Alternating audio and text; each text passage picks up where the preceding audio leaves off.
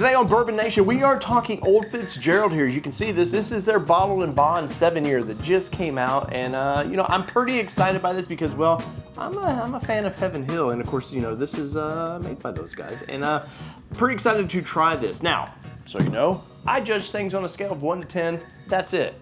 10, I like it.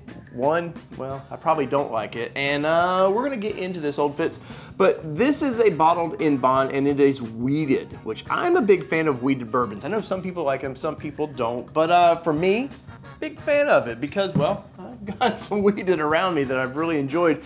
And we're gonna check some more of these out down the road, but today it's Old Fitz. So, pour a glass of it, and let's see what we think of the Old Fitz number 7, bottled in bond. I'm a big fan of generally bottled in bond, big fan of the E.H. Taylor you see behind me, bottled in bond, stuff like that.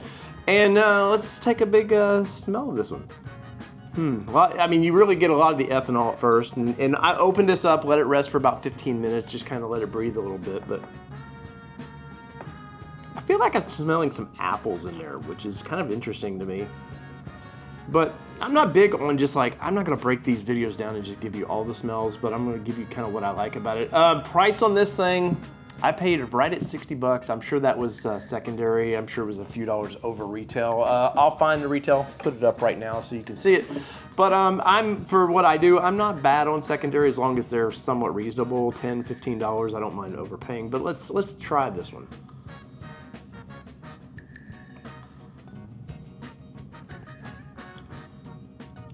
Oh, wow. So there is some sort of, kind of is it a licorice?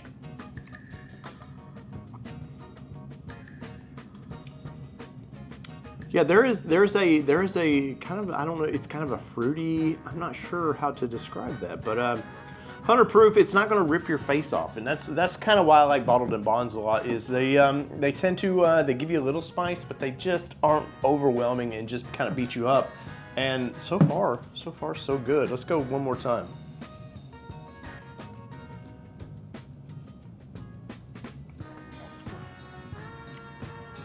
That is some good stuff right there. Just a hair of harshness on the back end, and you're gonna see that with some, especially Heaven Hill products. I've always noticed they tend to have just something at the back end. I like it personally. But if you're new to bourbon and whiskey, you might go, ooh, that's over the top. And I'm going to bring Kelly in time to time, my wife in, who is not a bourbon fan at all. And we'll get her reviews on this one. But one more time for good luck's sake here. Let's see. Like you hold it in your mouth, it doesn't burn you. You know, you can get into the stags and some of the hot stuff there.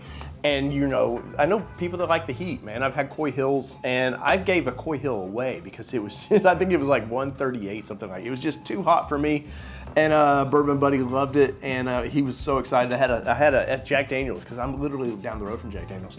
They had a small little Christmas deal they did, and I gave that to him, and he loved it. But overall, Old Fitz is kind of living up to the hype. I really do like this presentation of the bottle.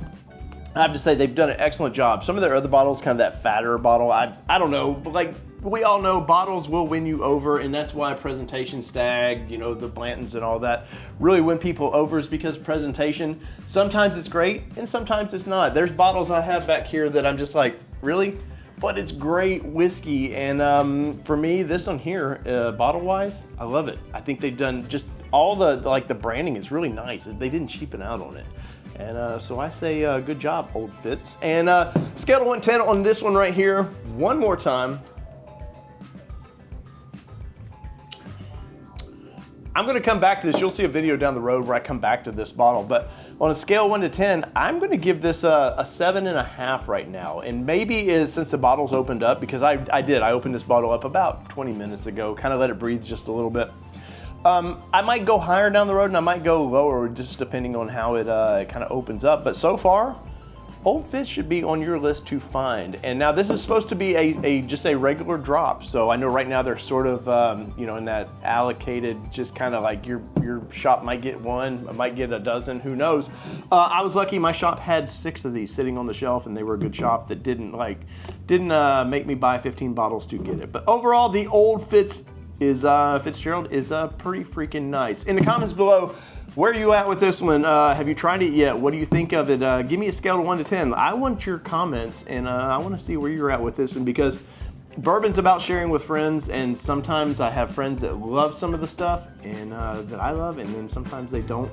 And it's all about sitting at the bar here having a good time. So let us know what you think of this. So yeah, 7.5. We'll see you next time here on Bourbon Nation.